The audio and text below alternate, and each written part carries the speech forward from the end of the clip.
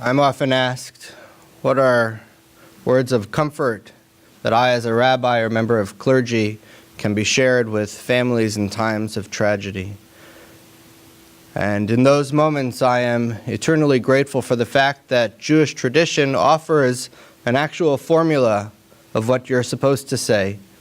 And I say it now, Hamakom yanachem etchem b'toch sha'ar evelei Tzion v'Yerushalayim, which is the prayer that God grant comfort and consolation to those in mourning amongst the mourners of Zion and Jerusalem, because it offers an opportunity to say something that you have said before and something that unfortunately we know we will say again, that we pray that we, as victims and as mourners, all of us in this moment, are gifted with comfort and consolation amongst all those who mourn and all those who suffer.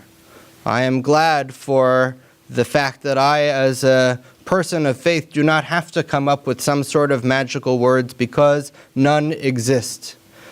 There are no words to bring back the 17 lives that were taken. There are no words to bring back the innocence that the children in our community, in our state, in our country no longer have, as they continue to be subjected not just to violence, but to the reality that violence in their schools and in so many other places is part of their daily lives. There are no words. But in these moments, when we pray for comfort and consolation, I am reminded that in moments like this, it's not just for the mourners in Parkland, although of course we pray for them, but it's for ourselves, that we too should find comfort and consolation, but also that comfort and consolation comes first and foremost from whatever it is that we believe in, but also comes from each other.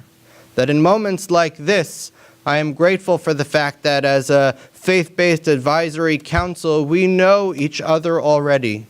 As we remember from the experience of the Pulse shooting, when it came time to gather as different members of different faiths and non-faiths, it wasn't unusual faces around the table. It wasn't new experiences to have conversations. It was people whom we had talked to before, whom we had laughed with before, whom we had celebrated with before, which made the experience of leaning on that person to look to in comfort all the more comforting.